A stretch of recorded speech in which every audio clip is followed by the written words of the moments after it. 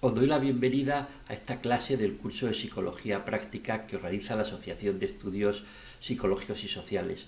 Soy Javier Garcés, presidente de la asociación y psicólogo. Hoy vamos a tratar el tema de la memoria, que es un tema esencial, central en la psicología, porque la memoria forma parte de nuestro yo, de lo que somos. Vamos a ver que existen diferentes tipos de memoria.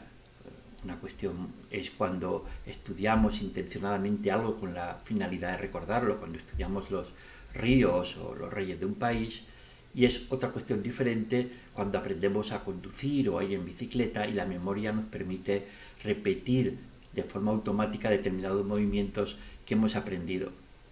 Es también distinto cuando somos capaces de recordar lo que desayunamos ayer o lo que hicimos hace 3 meses y somos capaces de situarlo en un tiempo y en un lugar determinado a pesar de que no hemos hecho ningún esfuerzo intencionado por memorizarlo.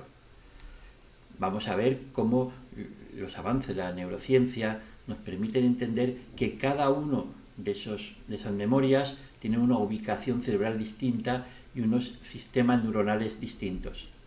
Trataremos de cómo las emociones tienen una gran importancia en la memoria, cómo nos permiten que algunos recuerdos se queden mucho más grabados que otros y que podamos recuperarlos más fácilmente en función de la emoción que en cada momento tenemos. Vamos también a ver cómo la memoria evoluciona con la edad, cómo cada tipo de memoria además evoluciona de forma distinta y cómo le afectan los problemas o los deterioros cognitivos. También trataremos de los errores que se producen en la memoria y de los falsos recuerdos que a menudo suceden cuando recordamos o queremos recordar acontecimientos pasados o que han sido importantes en nuestras vidas. Finalmente trataremos de todo lo referido a la higiene y a la mejora de la memoria y acabando con una cuestión muy importante que es cómo las nuevas tecnologías afectan a nuestra memoria, el llamado efecto Google, es decir, como el hecho de que cada vez se utiliza menos la memoria porque nos valemos de las nuevas tecnologías para recordar lo que antes teníamos que hacer un esfuerzo mental para recordar, hasta qué punto se está afectando la forma en que actualmente se utiliza la memoria y quizá no de una forma muy positiva. Debo decir, como en otras clases, pero especialmente en esta, que se trata de un tema tan amplio que cada uno de los apartados que he dicho requeriría muchísimo tiempo para explicarse.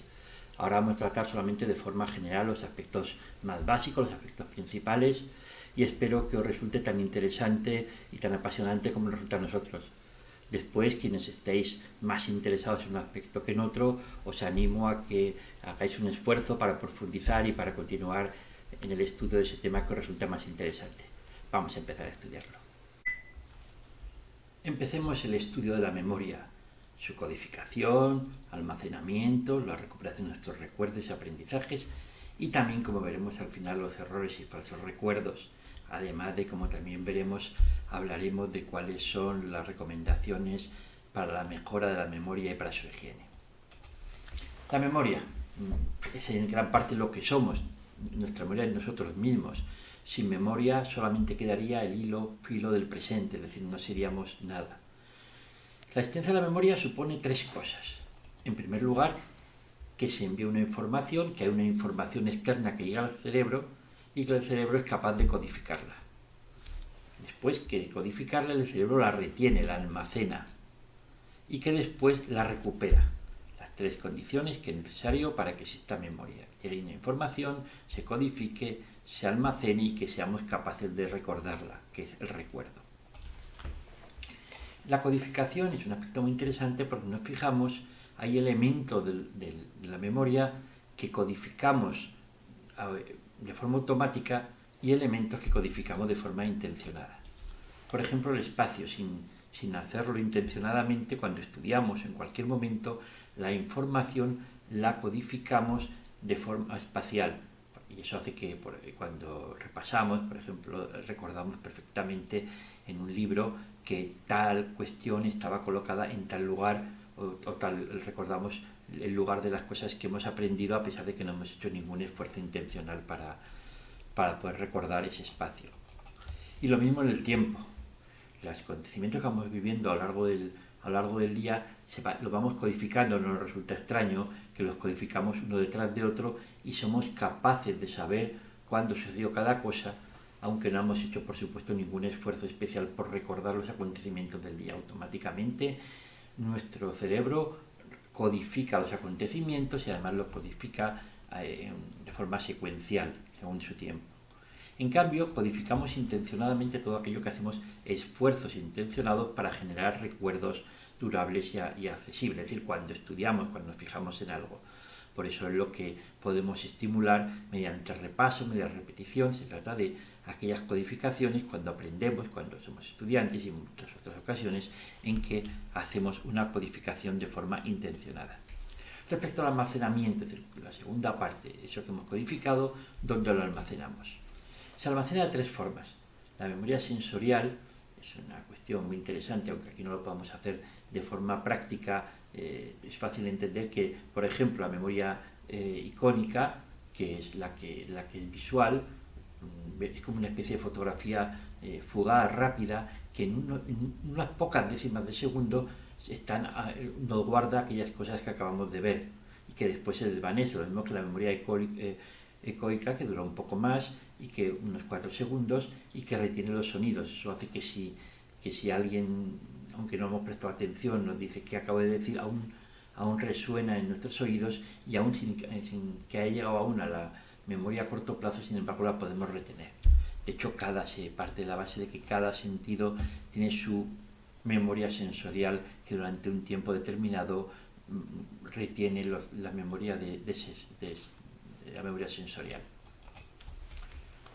La memoria a corto plazo, también llamada memoria activa o sería memoria de trabajo, por la similitud con el ordenador, es un almacenamiento muy breve que es en el cual de alguna forma trabaja para pasar o no pasar esos recuerdos a la memoria a largo plazo. Si no se codifica, esa memoria a corto plazo desaparece inmediatamente. Si cualquiera que nos digan un número de teléfono, somos capaces de repetirlo sin problemas. Si tiene 6 números, somos capaces de repetirlo sin ningún problema, porque la memoria a corto plazo, la memoria activa lo retiene. Pero si pasa un tiempo y no hemos hecho ningún esfuerzo especial por recordarlo, esos números han sido desvanecidos. Se habla del mágico número 7 porque a partir de 7 dígitos, 7 ítems, la memoria a corto plazo empieza a desvanecerse. Los 7 serían lo que la memoria a corto plazo retiene fácilmente. Cuando pasamos ya de esa memoria activa, ha recogido los recuerdos y los ha colocado en la memoria a largo plazo porque los hemos retenido, entonces es cuando pasan a una memoria que en principio sería indefinida tanto en cuanto a capacidad en cuanto a tiempo. Es verdad que aunque es prácticamente limitada, es decir, no se trata de que los recuerdos compitan unos con otros, pero es cierto que, como veremos más adelante, existe un olvido, pero es un olvido adaptativo porque hay muchos acontecimientos, muchos conocimientos, muchas cosas que de alguna forma son inútiles desde el punto de vista evolutivo, y entonces olvidamos. Y en esa capacidad de recuerdo, esa memoria a largo plazo, hay un componente sin duda genético que hace que unas personas tengan más memoria a largo plazo y otras menos.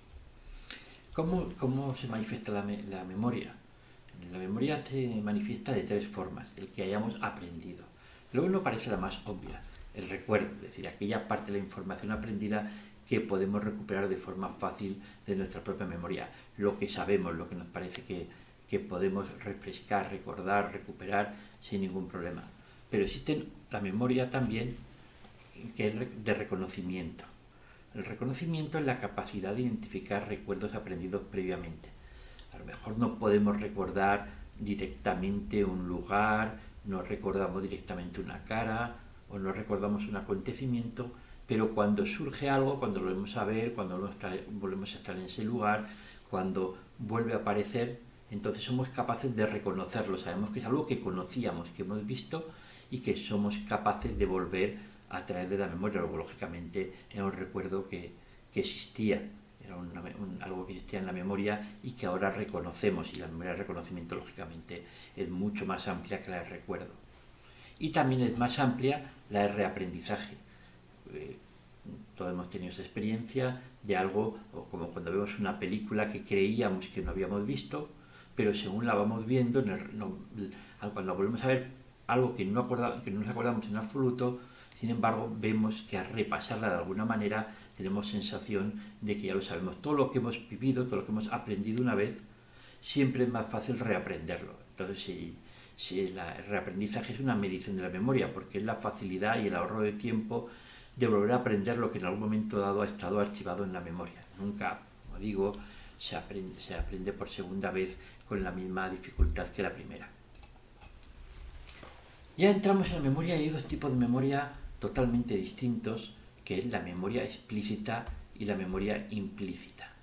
La memoria explícita, que se corresponde bastante con lo que, digamos, a nivel divulgativo entendemos como memoria, son los recuerdos conscientes, aquello que podemos recuperar mediante el lenguaje, es aquello que podemos explicar, lo que sabemos de algo, lo que hemos hecho, todo lo que forma parte de lo que diríamos la memoria que tenemos conciencia de estar, lo que podemos explicar mediante el lenguaje, lo que podemos contar.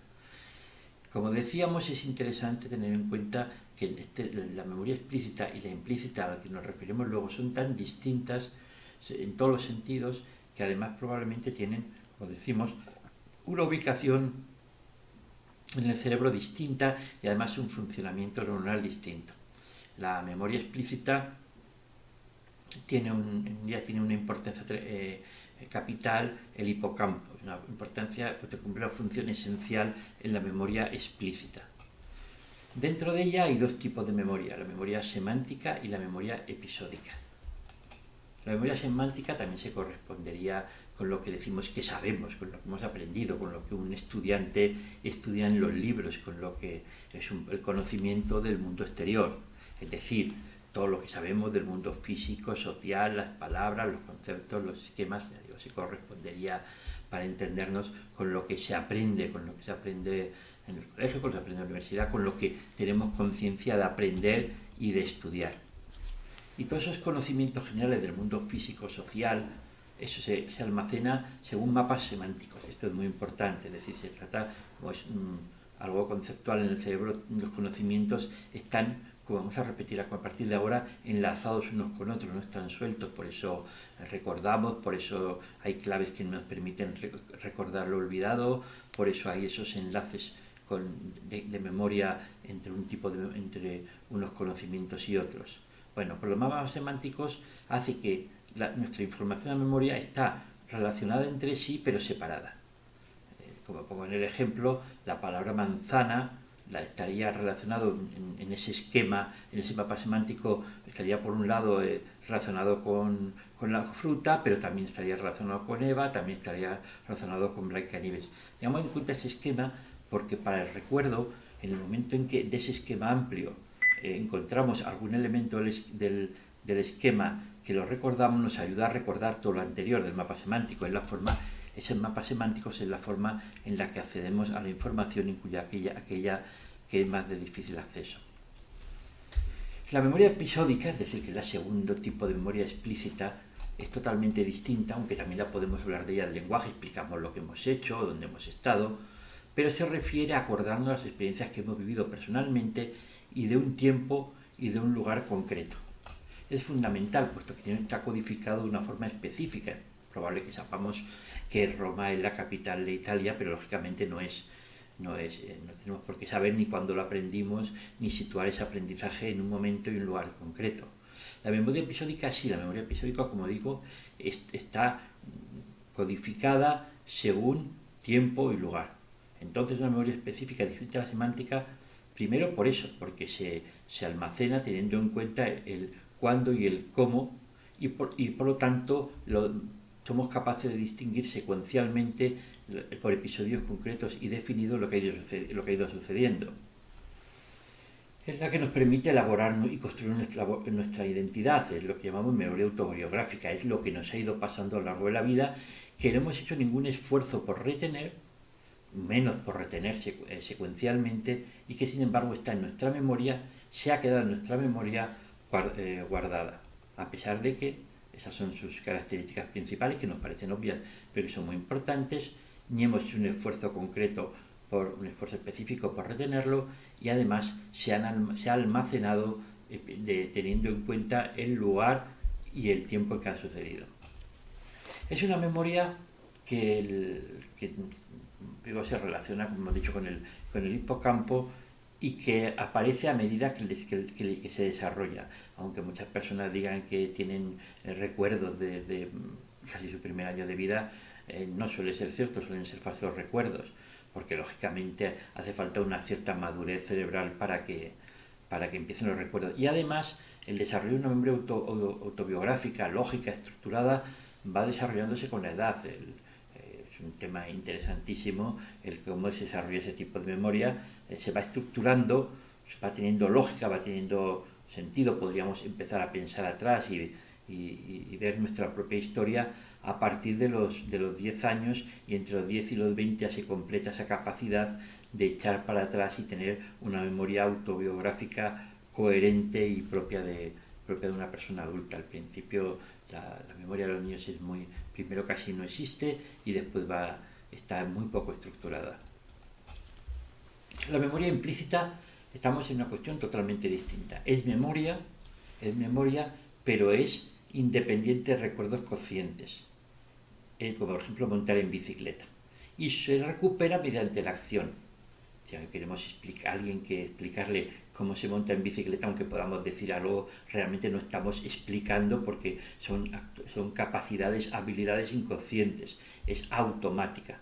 Es verdad que requiere una etapa previa que sí que puede ser de aprendizaje explícito, pero a medida que aprendemos a hacerlo, conducir, ir en bicicleta, lógicamente el niño andar, al principio requiere un esfuerzo específico, pero a partir de que se codifica se hace automáticamente. Por eso podemos estar conduciendo perfectamente y no somos conscientes de la recuperación de cada uno de los movimientos que hacemos, se hace automáticamente. Su conocimiento como memoria independiente y con bases cerebrales distintas es relativamente reciente. Es esa idea de que se trata de una memoria distinta. Vemos que además los problemas cognitivos la afectan de forma muy distinta. Alguien puede tener una amnesia total por algún accidente y sin embargo conducir perfectamente o ir en bicicleta perfectamente.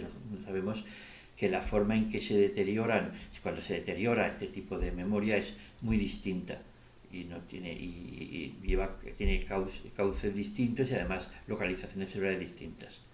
El cerebro se considera un órgano esencial para la formación de la memoria implícita. Tengamos en cuenta que esto hace que cuando hay lesiones cerebrales, según el lugar en que se produce la lesión, sea la memoria implícita o la explícita la que sufre. Entonces puede ser que una persona por una lesión sea incapaz de conducir o no recuerde cómo ir en bicicleta, y en cambio recuerde perfectamente los aprendizajes cognitivos anteriores y viceversa. Los ganglios basales tienen un papel fundamental y explican el carácter inconsciente de la memoria implícita, ya que puede funcionar sin recibir retroalimentación de la corteza. ¿Qué quiere decir? Que como he dicho en el caso de conducir, que hay automatismos. Esta memoria es muy automática, automatismos que no tienen que ver con el hecho de que no funcione la corteza. Puede haber, como sucede a veces, un gran deterioro cognitivo en la otra memoria o incluso en la corteza, y sin embargo, pues como sucede, las personas siguen pudiendo andar y siguen pudiendo hacer muchos aspectos de su memoria implícita, a pesar de que ha habido un deterioro cognitivo, si ese deterioro cognitivo no ha afectado a las áreas donde existe la memoria implícita. Aunque es un tema muy complejo, vamos a hacer referencia a que hay dos tipos de componentes de esta memoria implícita. Por un lado, lo que es obvio, las habilidades motoras y cognitivas automatizadas, es decir, la capacidad de andar, como hemos dicho, de ir en bicicleta, de conducir, y también las operaciones mentales que realizamos automáticamente, de forma automática, sin intervención de los procesos cognitivos superiores. Y también es muy importante los aprendizajes por condicionamiento, es decir, todo lo que son nuestros condicionamientos adquiridos, tanto los asociativos como no asociativos. Por lo tanto, que una persona perdiera también por amnesia su memoria episódica, sin embargo va en bicicleta, pero además es capaz de sumar, de multiplicar, y por ejemplo, pues si por un acontecimiento particular, pues que ha tenido algún problema con un perro, por ejemplo, pues es posible que ese tipo de relación aprendida, ese miedo aprendido, se permanezca, puesto que es puesto que se trata de una memoria, de una parte de la memoria implícita. Como hemos hecho referencia, para la recuperación se basa en el hecho de que la memoria sobre todo la explícita, se basa en redes de memoria. Y eso explica la diferencia en la recuperación, porque esencialmente los recuerdos están ahí, pero el gran problema de la memoria es justamente la recuperación. Como hemos dicho, los recuerdos son redes interconexionadas de asociaciones cerebrales, de forma que un elemento de la red sirve como clave de recuperación de las demás, es lo que hemos comentado antes. Si pensamos en una manzana, es más fácil, de alguna forma nos lleva una conexión a una pera, a otro tipo de fruta, y casi siempre los recuerdos que tenemos problemas es justamente porque nos falta la clave. Una clave de recuperación de esos recuerdos que tenemos ahí, pero que recordamos cuando se nos da una clave, y si no tuviéramos ningún tipo de clave, el acceso a nuestros recuerdos sería muy difícil. Una clave es el contexto. Por eso muchas veces cuando se produce una pérdida de contexto, el contexto en que hemos aprendido o que se sitúa algo, hay una sensación de pérdida de memoria. Cuando nos faltan las claves de recuperación, tenemos los recuerdos pero no podemos acceder a ellos. Un caso distinto pero muy hablado y que además suele interesar mucho en el tema de la memoria, la experiencia del déjà vu, es decir, la sensación de falso recuerdo, que vivimos algo que es nuevo pero que tenemos sensación de haber vivido ya. Dejando aparte explicaciones esotéricas, como esta es una realidad muy evidente, hay dos explicaciones que son bastante plausibles sobre por qué se produce. El primero es que justamente existe alguna clave en el contexto, alguna clave en ese contexto nuevo donde se ha producido una nueva situación, que la clave enlaza con un recuerdo que ya se tiene. Es decir, una clave que nos engaña y que enlaza lo que acabamos de ver con un recuerdo, y eso nos da la sensación de que eso que hemos vivido ya lo hemos vivido anteriormente, aunque lógicamente no lo hemos vivido. También se da como posibilidad nuestra capacidad del procesamiento doble, es decir, que puede ser que a la vez que lo que estamos viviendo nuevamente lo codificamos y lo almacenamos a gran velocidad, de tal forma que cuando llega la información, cuando lo vemos, lo seguimos viendo, digamos, hay dos informaciones que simultáneamente tenemos la falsa sensación que eso que acabamos de codificar ya lo hemos codificado anteriormente, aunque ha sido solo unos milésimas de segundo previa, pero nos engaña. Ahora vamos a referirnos a la emoción y al recuerdo. Recojo una frase que creo que es muy interesante: una emoción es como una habitación donde guardamos los recuerdos. Los recuperamos y volvemos a entrar en esa misma habitación emocional. ¿Por qué? Pues porque es algo también que todo el mundo tenemos muy consciente en nuestra vida, pero que tiene una gran importancia y me resulta muy interesante. Los recuerdos van vinculados a las emociones de tal forma que una determinada emoción se vincula, nos permite recordar todos los recuerdos que están relacionados con esa misma emoción que sentimos ahora. Es decir, que los recuerdos son congruentes o suelen ser congruentes con el estado de ánimo actual, y tendemos a recordar preferentemente los momentos anteriores en que nuestro estado de ánimo era el mismo que el que tenemos en el presente. Es una cuestión adaptativa. Cuando estamos en un estado de ánimo, los recuerdos de ese mismo estado de ánimo vienen con mucha facilidad, y los recuerdos que no son congruentes con ese estado de ánimo, es decir, que no almacenamos cuando estamos en ese mismo estado, no nos es difícil. Supongamos que estamos discutiendo, tenemos un problema con una persona y en ese momento nuestra emoción hacia esa persona es negativa. Es fácil que nos vengan entonces todas aquellas situaciones anteriores en que tuvimos recuerdos, en que tuvimos situaciones negativas con esas personas, nos vienen, de alguna forma los atrae. Y en cambio, a lo mejor tuvimos momentos maravillosos con esa misma persona, muchos, pero parece que en ese momento se difumina, no los podemos recordar, recordamos solo lo que es congruente con el estado, y pasa ya lo mismo al contrario. Cuando estamos muy felices, cuando estamos en una situación muy favorable con una persona, entonces los malos recuerdos con esa persona es como que se desvanecen, como que no están al presente. Entonces eso hace que, como digo, que existe un filtro, ese filtro de memoria, que recordamos solamente los acontecimientos anteriores que encajan con el estado de ánimo actual, que es a lo que me acabo de referir. El tema del estrés, de la ansiedad y la memoria es una cuestión también muy interesante, porque, como vamos a ver, tiene dos polos.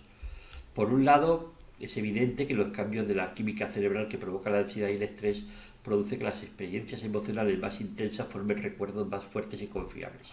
Es algo que tiene un sentido enormemente adaptativo, es esencial que recordemos aquellas situaciones de peligro importantes, que si pensemos al hombre primitivo, ¿no? Que si vivió una experiencia de que determinado animal le produjo un daño, que lo sepa, que lo recuerde, es esencial para su supervivencia.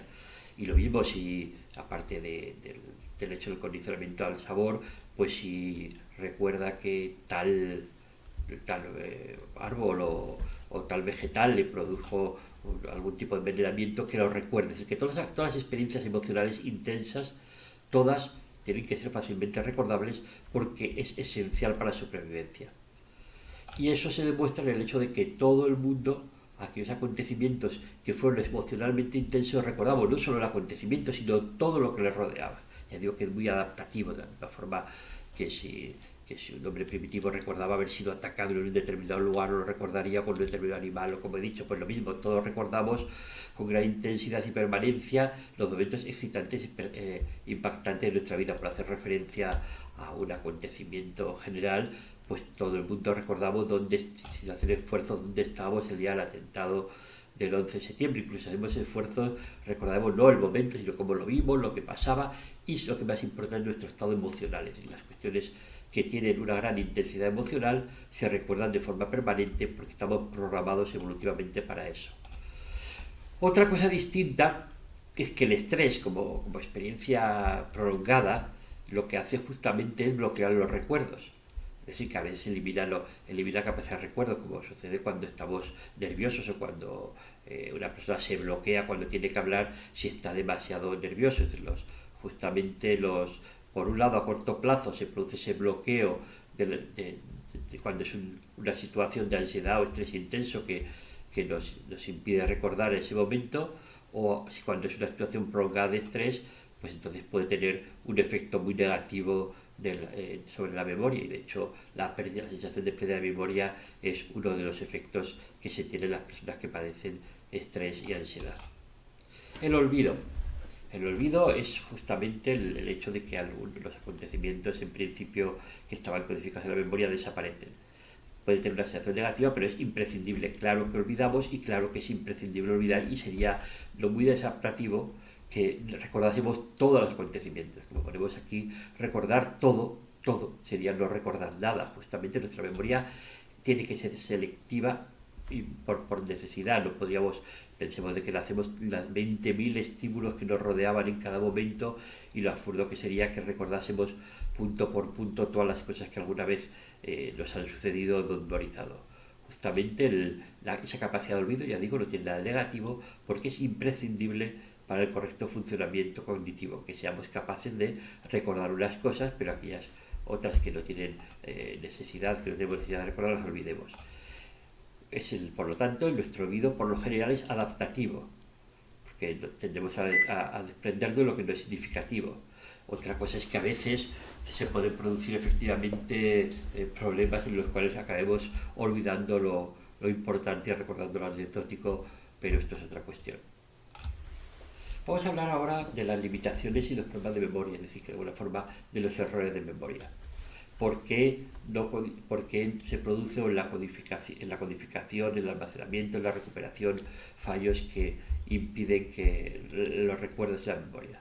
Bueno, lo primero, lógicamente, la codificación. Lo que nunca ha sido codificado nunca puede ser recordado. Pues, lógicamente, si nos sucede cualquier cosa, pero no la atendemos, una gran parte de nuestros recuerdos es simplemente porque hay multitud de estímulos que nos rodean, a los cuales no prestamos atención, nunca son recordados y por lo tanto nunca son almacenados. También la transitoriedad, aunque lo hayamos codificado, los acontecimientos de por sí, los acontecimientos y los conocimientos, todo tipo de memorias, tiende a desvanecerse. La curva del olvido significa que inmediatamente que tenemos un recuerdo y no lo repasamos, lo revisamos, si lo utilizamos, se produce un descenso muy rápido al principio, esa curva del olvido, y después ya se estabiliza. Por lo tanto, ese olvido es muy intenso al principio, si no se hacen repasos para recuperarlo, y después ya se estabiliza en niveles muy bajos.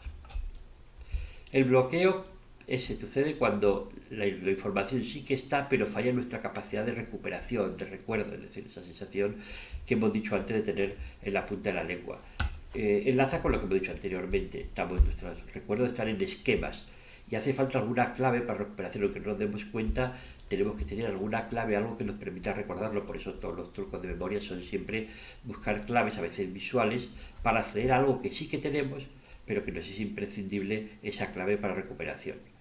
Entonces, de hecho, como digo, en la parte nuestros olvidos no es tanto porque no existan esos recuerdos, sino porque no somos capaces de recuperación y por lo tanto, como veremos, la capacidad de mejorar la memoria tiene también una de las cosas que tiene que ver es con nuestra capacidad de poner claves que nos permitan recuperarla. Otro problema de la memoria al cual se le prestaba mucha atención y de hecho había teorías que afirmaban que realmente todo el olvido era por culpa de las interferencias, o casi todo por culpa de las interferencias entre conocimientos, que el problema era que justamente bien la interferencia proactiva, es decir, lo que aprendimos antes perjudica lo que aprendemos después, o la retroactiva, que la información nueva dificulta el recuerdo de lo aprendido después. Como todo lo aprendido parece que compite entre sí dentro del cerebro y hace que los conocimientos de alguna forma se enfrenten entre sí. Hemos dicho que es realmente dudoso que la memoria a largo plazo tenga límite, que nos haga falta porque nos haga falta quitar los conocimientos, unos recuerdos para tener otros. Pero esta interferencia sí que se produce, pero solamente cuando la información compite entre sí.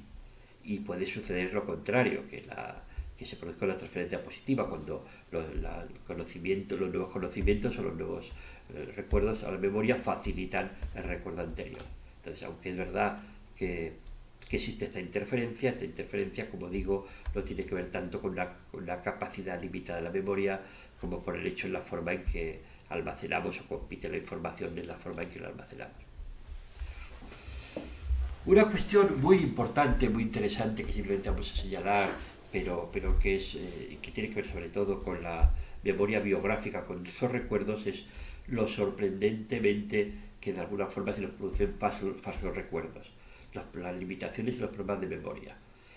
Efectivamente, no somos, cuando tenemos cualquier recuerdo y lo sacamos fuera y lo volvemos a meter dentro, por decirlo así, nunca el recuerdo el recuerdo que metemos dentro otra vez nuevamente, que de alguna forma reinterpretamos cada vez que hablamos de él, no es el mismo que el que hemos sacado. Los recuerdos se modifican y se reconstruyen. Como ponemos aquí, es un buen resumen, la memoria es un historiador egoísta y poco confiable, puesto que no somos ordenadores que grabemos y reproduzcamos siempre lo mismo.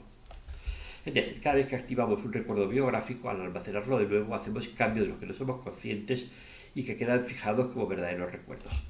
Contamos algo que nos ha sucedido hace tiempo, y si es algo importante que contamos muchas veces y miramos lo que pasa a lo largo del tiempo, nos sorprendería ver cómo sin darnos cuenta, creyendo que estamos recordando, pasado el tiempo recordamos cosas distintas. Hacemos multitud de cambios sobre eso que nos parece que se corresponden con los recuerdos anteriores, pero no. La memoria, como figura ahí, es mucho menos confiable de lo que nos puede parecer, sobre todo porque los sujetos o nosotros mismos no somos absolutamente conscientes. Nos engañan los recuerdos y a pesar de que son reconstrucciones, tenemos la sensación de que son recuerdos. Un apartado son los sesgos. Los sentimientos actuales modifican los recuerdos y los sentimientos del pasado. Esto es muy frecuente. Es decir, que tendemos a cuando recordamos a recordar las cosas de forma que sean coherentes con nuestra forma de pensar ahora. Todas aquellas cosas que hicimos en el pasado, con las que no estamos de acuerdo, con las que además no se corresponden con nuestros pensamientos actuales, tendemos a codificarlas, a colocarlas de tal forma que sean coherentes con nuestro punto de vista actual. Yo creo que la frase que figura ahí es muy interesante y muy ilustrativa. Los gusanos, al volverse mariposa, recuerdan que en su juventud eran pequeñas mariposas. Efectivamente, la maduración nos hace mentirnos a todos y es una de las características que todo el mundo tiene. Los recuerdos, que es esa modificación de sus recuerdos para hacerles coherentes, para tener una visión más favorable de lo que uno hizo en el pasado o lo que uno vio en el pasado. Lo mismo la confusión, el atributo a la fuente de información, eso pasa mucho. Muchas personas, sobre todo los niños, recordamos cosas de del pasado que creemos que son reales, realmente son sueños, cosas, y esto es muy frecuente, cosas que a lo mejor nos contaron otra persona en la niñez, o que nos contó otra persona, o que otra persona nos contó que ha vivido, al final lo recordamos, y no recordamos que nos lo contó otra persona, sino que como lo hemos vivido al contarlo, al oírlo, pues lo recordamos como si fuera nuestro. Lo mismo, y es muy importante en esa transferencia de información a la memoria a largo plazo, como nuestros recuerdos nunca recordamos toda la situación, es imposible, recordamos solo lo esencial, unas nuevas características. ¿Qué hacemos? Pues al recuperarlo, lo que hacemos es completar los recuerdos con lo que tenemos almacenado. De alguna forma son solo flash de los recuerdos anteriores, pero nosotros completamos la escena, ponemos cuestiones que a lo mejor tienen que ver con lo que, si por ejemplo en una situación, por decir también algo, había una guitarra y a lo mejor un año después vimos una guitarra, creemos que esa que vimos posteriormente era la que estaba ahí, se mezclan para completar las imágenes que tienen que ser completas. Lo que hacemos es, lo que el cerebro hace sin que nos demos cuenta, es utilizar estereotipos, esquemas o perjuicios que tenemos ya almacenados y completamos esas pocas características que son las que realmente son las que recordamos, completarlas con cuestiones posteriores. También toda la información que disponemos de un recuerdo distorsiona el recuerdo anterior. Por ello, dar a las personas información errónea modifica el recuerdo de eventos pasados. ¿Qué quiere decir? Pues lo mismo, algo parecido a lo anterior, que la información posterior que nos llega que es relacionada con un acontecimiento pasado, tendemos a incorporarlo a ese recuerdo, ¿no? Supongamos en ese mismo caso que alguien nos describe una guitarra que había en un determinado lugar, es fácil que acabemos pensando que esa es la guitarra que vimos ese día, o lo vimos en los acontecimientos, ¿no? Si alguien narra una historia que hemos vivido, de alguna forma lo que oímos, aunque sea equivocado, tendemos a incorporarlo a recuerdos nos parece que lo hayamos vivido. Y además es que de por sí el recuerdo es plástico y se contamina constantemente con otros recursos. Ya digo que es una cuestión importantísima, además lógicamente en el terreno judicial tiene gran importancia porque, vuelvo a decir, las personas solemos defender con claridad lo que queremos que recordamos. Nos resulta imposible de aceptar que eso que vemos como recuerdo, que lo tenemos muy claro, que nuestra mente nos devuelve como algo clarísimo, muchas de las veces son recuerdos y reescrituras neuronales. Es decir, cada vez que recordamos algo, mucho más si lo contamos, el acontecimiento importante, cada vez que lo recordamos modificándolo y recordándolo de forma distinta por todo esto que estamos comentando. Entramos ya en el tema de la evolución de la memoria. La memoria es quizá por encima o al menos tanto como cualquier elemento de los seres humanos, enormemente plástica. Es decir, podemos aprender, estamos siempre aprendiendo, la memoria se está siempre ejercitando y además es plástica en dos sentidos. Primero, el que dure siempre, y además que de alguna forma el tipo de aprendizaje que tenemos, como vamos a hacer por referencia, modifica nuestro cerebro. Es extremadamente plástica y por eso vamos a hacer tanta referencia a la necesidad de seguir manteniendo la memoria a lo largo del tiempo. Pero aunque sea plástica, la evolución del cerebro hace que haya periodos óptimos para cada tipo de aprendizaje. Hay momentos en que es apropiado, cuando somos niños, aprender a hablar, y después se aprendería a hablar de otra manera, y lo mismo andar. O sea, tenemos periodos óptimos según nuestra maduración cerebral para cada tipo de aprendizaje, de tal forma que si se pasa el periodo óptimo para un determinado tipo de aprendizaje, la posibilidad de ese aprendizaje ya o se ha deteriorado mucho, o a veces es imposible. Bueno, aunque se cree que poseemos más neuronas, el cerebro se realiza en los primeros años de vida, produciéndose un incremento exponencial de las conexiones, de forma que las utilizadas se refuerzan y las no usadas desaparecen. ¿Qué quiere decir eso? Que si la plasticidad es inmensa, es infinita, por decirlo de alguna forma, la plasticidad del cerebro de los primeros años de vida. O sea, de alguna forma está todo por hacer, es como si fuera arcilla que después se va a secar, pero que en esos momentos, según las experiencias de los primeros años de vida, se van produciendo esas neuronas, van desapareciendo, estableciendo conexiones. Es extremadamente plástico en los primeros años de vida, para memorizar, para aprender, para en función de las experiencias de memoria, de alguna forma focalizar o no focalizar determinadas habilidades de memoria, es una de las cuestiones más específicas del ser humano y que además nos diferencia mucho de otros animales. Somos aprendemos casi sin, de alguna manera con muy pocos instintos y con una inmensa capacidad de memoria y de aprendizaje. Hay que decir que el cerebro adulto conserva su plasticidad para aprender y memorizar hasta el final, es decir, nunca jamás perdemos esa capacidad de aprender, de contener contenidos y habilidades y adaptarnos. Va cambiando, sí, mucho, como decimos ahí, a periodos óptimos, pero nunca dejamos de tener la capacidad de aprender y la necesidad de aprender y de modificarnos. Los aprendizajes suponen modificación de estructuras y actividades cerebrales que pueden favorecer un tipo de aprendizaje y memoria o perjudicar otras adquisiciones. ¿Qué significa esto? Pues que esa plasticidad no es una plasticidad teórica, es una plasticidad fisiológica. El cerebro se va conformando, las estructuras se van conformando de acuerdo con el tipo de memoria que ejercitamos. Quien aprende música, de alguna forma, podemos decir así, tiene un cerebro distinto. Y eso tiene sus cosas buenas y sus cosas malas. De alguna forma, permite focalizar mucho y una gran facilidad para llegar a los aprendizajes, pero eso tiene un coste para otros aprendizajes. A medida que el cerebro se habitúa, se focaliza, por ejemplo, en el tema de la música, pues evidentemente eso modifica la capacidad de aprendizaje o la forma de aprendizaje de otro tipo de cosas.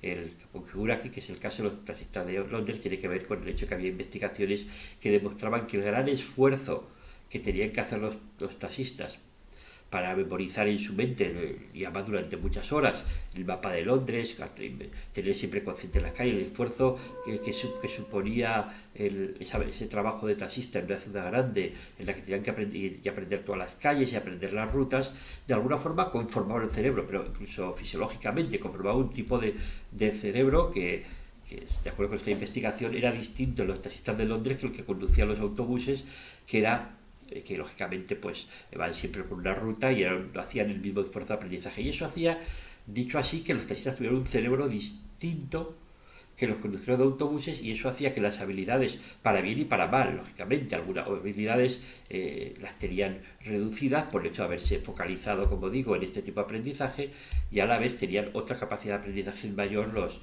que conducían autobuses. Es decir, es un pequeño ejemplo que quiere decir es que según el tipo de ejercicio de memoria que hayamos ejercitado, pues de alguna forma nuestro cerebro referente a la memoria es distinto ya para hacer la vida, aunque exista esa plasticidad.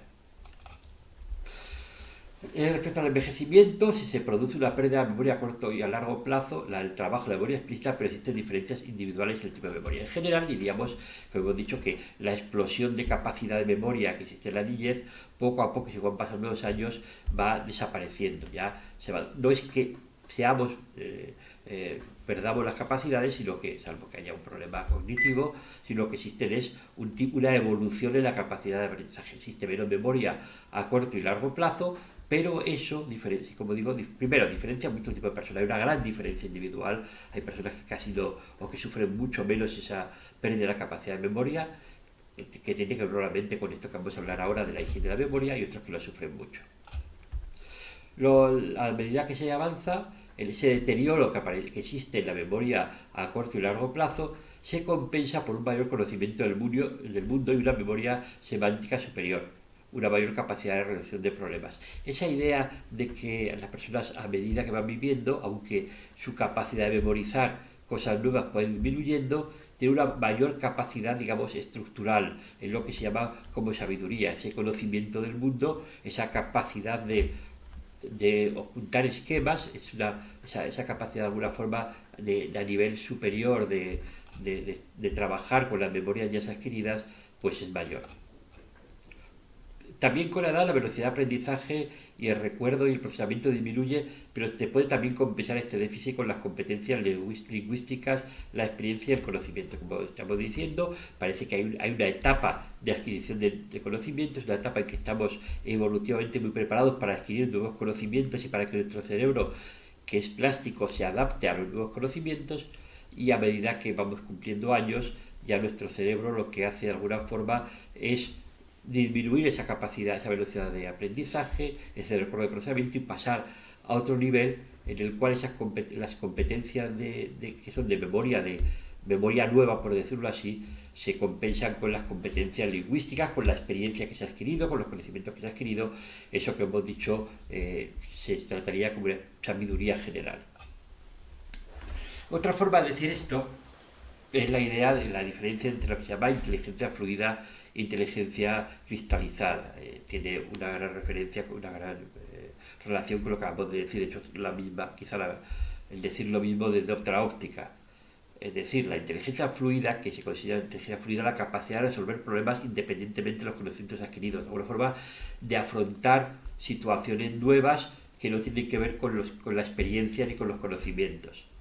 Pero en cambio la inteligencia cristalizada, que es la que tiene que ver con los conocimientos y culturas adquiridas, es la que se mantiene y se mejora a lo largo de los años. Entonces que ahí, repito, lo que tenemos que ver el cerebro y la memoria es más como una evolución adaptativa, como varias fases adaptativas que pasan de una enorme capacidad, de una situación muy de esponja de conformar el cerebro para lo que se encuentre cada sujeto en su vida, esa necesidad de aprendizaje que tenga para aprender muy rápido de una forma muy plástica, hasta poco a poco ir cristalizando en los conocimientos que tienen que ver con la experiencia, con los conocimientos, con la globalización de los conocimientos adquiridos y con la capacidad de alguna forma de esa sabiduría general, que es un conocimiento general, amplio, que de alguna forma estructura e incorpora todos los conocimientos. Vamos a tratar ya, para ir concluyendo, el impacto de las nuevas tecnologías.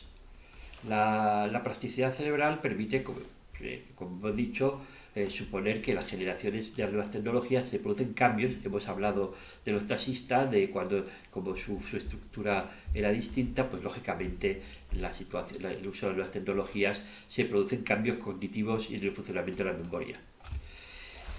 En las generaciones anteriores, que basaban su memoria en la memoria, como hemos hablado, la explícita, la lectura de libros, la lectura de libros no es lo mismo que las consultas puntuales o repetidas, por ejemplo, sobre una Wikipedia o a través del ordenador, una búsqueda de Google. Frente al libro, que se trata de procesos mentales activos que requieren una memoria discursiva, analítica, crítica, lo que se recibe actualmente a través de Internet frente a eso es una información muy fragmentada, inconexa, acrítica. El cerebro de alguna forma no trabaja, va recogiendo información desconectada. Cuando leemos un libro lo estamos focalizando, tenemos que estar, como vamos a ver después cuando recomendemos, la lectura de un libro requiere un esfuerzo y con el mejor de los sentidos, un esfuerzo analítico, una estructuración de lo que estamos leyendo, un esfuerzo en la mente, un esfuerzo discursivo. Lo que hacemos cuando consultamos aquí y allá conocimientos inconexos, fragmentados, lo que hace es que tengamos de alguna forma lo que se dice que es el gran problema actual, que hay un exceso de información desconectada, de una información de alguna forma sin raíces, sin profundidad y un disfraz del conocimiento. Es lo que llamaríamos el efecto Google, lo que se habla del efecto Google, que hay quien opina, aunque lógicamente estamos tratando de un tema nuevo y todo esto son hipótesis, pero hipótesis plausibles. El efecto Google, que dice que puede estar cambiando nuestros procesos mentales y nuestra memoria, porque como ya no hacemos el esfuerzo que siempre hacíamos de memorizar, de guardar y almacenar informaciones nuevas, porque ya nadie recuerda, ya igual que pasa con el GPS, nos limitamos a ir ciegos por lo que nos indican y no hacemos el esfuerzo de construcción de mapas mentales. Y lo mismo, no recordamos, no necesitamos la memoria porque confiamos en que todo lo que antes dependía de nuestra memoria, ahora lo podemos acceder fácilmente sin esforzarnos y puntualmente a través de Internet. La nueva forma de acceso a la información, la falta de ejercicio mental, la clase de esfuerzo de memoria que existe actualmente, se está hablando de que eso tendrá sin duda alguna consecuencias en la estructuración de la memoria, que hemos dicho tiene plasticidad. La última parte, el último párrafo está perfectamente definido a qué nos estamos refiriendo, es decir, cambio de la memoria de trabajo, ya que lo que estamos con la tecnología es siempre una multitarea, es decir, una situación superficial, hay poca atención sostenida, igual que nos pasa cuando vemos la televisión, que estamos con el mando cambiando inmediatamente, prácticamente la atención sostenida es carísima, por decirlo así, y nadie la presta o la presta por muy poco tiempo. Estamos siempre trabajando en multitarea intensiva, con cambios constantes, con interrupciones, y mientras así como anteriormente leer un libro, como digo, que suponía una atención concentrada, focalizada, un esfuerzo de memoria, la situación de ahora es esa relación de multitarea en la que sin profundidad, y que se considera que puede tener un efecto muy importante en que las capacidades de memoria que tienen las personas que la ejercitaban desde su infancia pues se vayan perdiendo.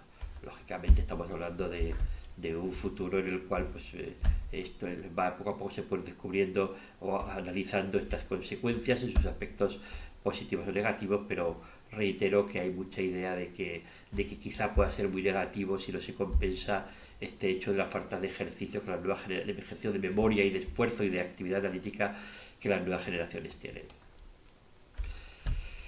Vamos a acabar con algunos consejos breves, porque no queremos extendernos ya más, sobre la memoria y la higiene de la memoria. Pasaré a decirlos. Evidentemente, para aprender, el tema de los repasos y los estudios. Es decir, que se trata, como hemos visto, por que los estudios intensivos producen poca retención, que los recuerdos nuevos son débiles y que lo que es importante son los repasos. Es cuando hemos aprendido algo que nos quede fijo, lo hacemos porque pasado un tiempo repasamos. Es mejor repasar y además postergado en el tiempo. Aprendemos mucho más y nos recuerda mucho más si estudiamos algo ahora y pasados 3 días lo repasamos, que si leemos hoy inmediatamente el mismo texto 2 veces inmediatamente uno de otro. El hecho de que la información permanece durante más tiempo a medida que se repasa, y que además hay más distancia del tiempo entre un repaso y otro. El efecto examen quiere decir que el esfuerzo del examen, el hecho de preguntarnos a nosotros mismos, el hacer ejercicios que tengan que ver con recordar, tiene un efecto muy positivo en la memoria. Un examen no es solamente un instrumento para evaluar, es también un instrumento para recordar, y de alguna forma ejercitarnos en los autoexámenes es fundamental para fijar los elementos en la memoria. También el hecho de darle un significado personal, incluyendo palabras o claves personales. Hemos dicho que lo fundamental para el recuerdo son ligar los nuevos recuerdos con elementos, con claves personales que tengan significación y que eso nos permitan recordarlo. En las clases presenciales hablamos mucho de esto con ejemplos, pero es fácil acceder a información para entender este hecho fundamental de que cuando queremos recordar algo, lo mejor, algo nuevo, es ligarlo con una imagen o con algo que ya tenemos, que tenga una significación personal para nosotros. Y lo mismo en el tema de las interferencias, que vimos que eran los motivos del olvido. Pues bueno, se hablaba justamente que lo que se estudia antes de dormir, se decía que se fija más, porque como pasamos a dormir de alguna forma no existe interferencia con lo que estudiamos en el momento de ir a dormir, pues puede ser una buena idea, y también no estudiar de forma consecutiva materiales que pueden interferirse. Ya en forma mucho más general y más global, pensando en lo que es salvaguardar la memoria a largo plazo, es fundamental el mantenimiento de la actividad física y la interacción social. Significa que la memoria hay que ejercitarla como ejercita el cuerpo físico. Si es evidente que estuviéramos quietos, sentados, sin movernos, no podríamos, pasado un tiempo, no podríamos ni levantarnos, porque perderíamos nuestra capacidad de actividad física. Pues pasa lo mismo. La memoria hay que ejercitarla. El primer apartado, el mantenimiento de la actividad física y la interacción social, el desarrollo en general de actividades sociales, es bueno también en general para nuestro físico, para todo lo que es nuestro desarrollo mental. Y por supuesto manteniendo actividad cognitiva que suponga algún tipo de esfuerzo intelectual. Eso es el ejercicio, es algo que suele asimilar mucho al ejercicio físico, de alguna forma salir toda nuestra vida, independientemente de la edad que tengamos, de nuestra zona de confort, una actividad cognitiva, no solamente, aunque pueda ser bueno hacer crucigramas, sino algo que exija un esfuerzo, que suponga realizar esfuerzos intelectuales, esfuerzos memorísticos a lo largo de la vida.